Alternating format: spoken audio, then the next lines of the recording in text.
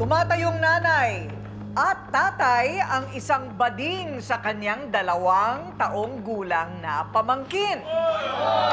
So nasa na yung magulang, di ba?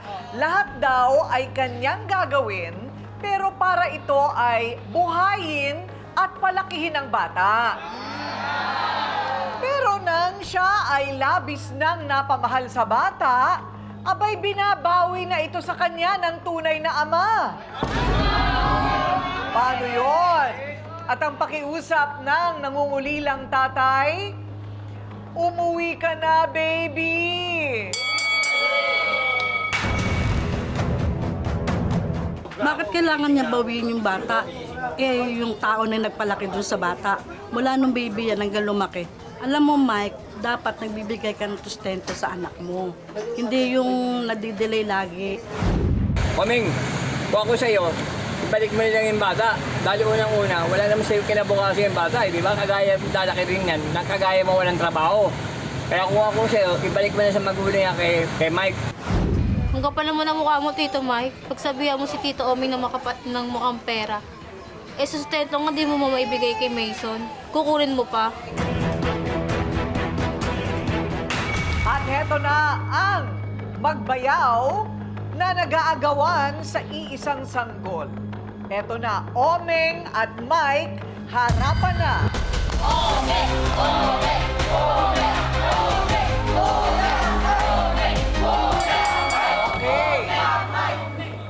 Ayun, kayo ay magbayaw. Opo. Magbayaw, paano nangyari yon? Yung bata, Yung pong bata, nasa akin po eh. Kasi kaya po nga, yung kapatid paano ko po. kayo naging magbayaw?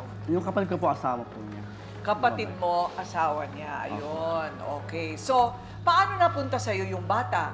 Noong time po nasa hospital yung kapatid ko, ang sabi po ng kapatid ko, Meng, sa'yo muna yung bata.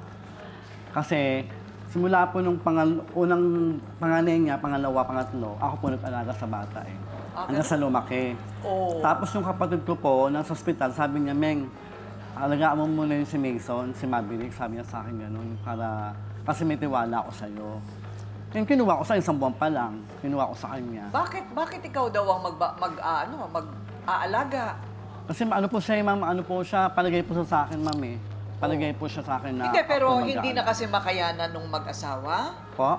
Hindi na makayanan nung mag-asawa na alagaan yung bata? Kasi po, ma'am, yung time po na yon, ang kapatid ko nasa hospital po. Ito po, lagi pong nasa trabaho, o kaya nagpapunta sa may hospital. Wala pong kapalitan niya kasi wala pong kapatid yan eh. Bali ako po yung gumagabi doon sa bata. Ako lang po yung may ang may kakayahan po mag-alaga. Kasi yung mga kapatid ko po, may mga pamilya na po. At meron din sarili mga pamilya. So ngayon, ilang taon na yung bata? 2 taon po. 2 years old na siya. Anong tawag sa'yo? Mama po. Mama.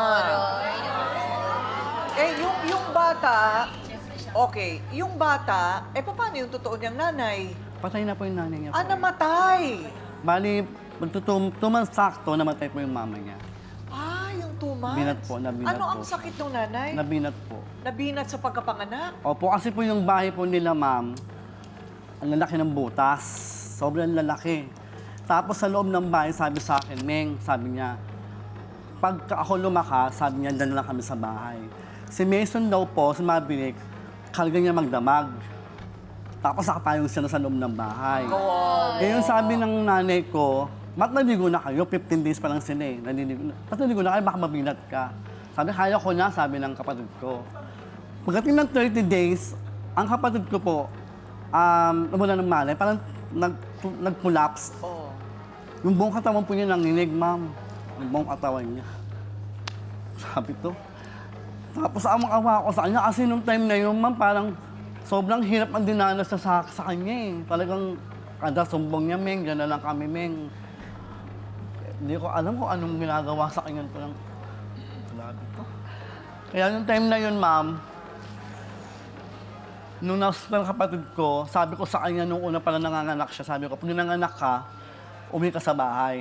Ako mag-aalaga sa anak mo para magpahinga ka. Pero meron pa silang ibang anak? Opo, ma'am. 4 po sila. 4 po yung anak nila. 4. Kasama na ito, si Mason? Opo, si Mason meron. Okay. So, may trabaho naman siya? May trabaho naman po siya, ma'am. Kaya Okay. lang, ang hirap-hirap po siyang Kasi nung una po, ma'am, ganito Mahirap po po yan. siyang ano. Hingian. Ah, Kapag oras na ng padala ng anak niya, nagsisil lang ho siya. Alam ko naman po kung ano yung ginagawa niya eh. ano? Yung pong sasakyan niya nakaprado siya, ghihintay lang po siya ng pasahero. Wala po siyang time para mag-reply sa akin. Nasabihin man lang sa akin na, Meng, yun lang, yun, pasensya lang eh. Meng, pasensya ka na, ito lang papadala ko sa'yo. Pero hindi, ma'am eh. Gigil na ako sa kanya. Pero imbes na magpasensya sa akin, anong sinasabi niya sa akin? Bakit madali ka sa pagbigay sa'yo ng pera? Ano bang kailangan mo? Pera? Doon ako nagigigil sa kanya, yung ganun salita niya. So, kumbaga, meron kayong kasunduan kung kailan kayo Opo, hihingi. ma'am, 15 tsaka 31 po ang Ayan naman bigayin pala, niya. oh. Ngayon- So, walang nabibigay sa'yo. Opo, since 1,000, ma'am, ang dami po sinasabi sa akin. May trabaho ka. Opo, magmamanicure po ako, ma'am. Ah, Hindi lang po ayun. yun, diskarte pa Kaya ako. pala ang ganda, oh, Kita ate ko ang rin. mga kuko. Ayan. Direct. Direk, oh. Hindi ka ba nahihirapan mangulangot? Hindi. Ay, ano ba yan? Maghugas after magbanyo. Mas yun yung curious Mas ako. madali po. Mas madali. Ay! Ano ba yan? Yung bata baka matusok, hindi naman. Hindi naman po. Okay. So, ang problema, parang walang maitulong para sa pagpapalaki mo kay Mason. Ganito po yan, ma'am. Pag nagbibigay po siya ng pera, kung ano inisip sa akin, para hindi siya makapagbigay sa akin ng pera, ang bata kukunin niya. Di hayaan mo, para sa kanya yung responsibilidad. Di kanya Madaling bibigyan ng sabihin pera. po yun eh. Ang problema lang po, wala po mag-aalaga sa bata. Totoo. Kawawa naman po yung pamangkin ko. 3 bata, iiwan, nag-drive siya. Yung Okay. 3 bata doon. Para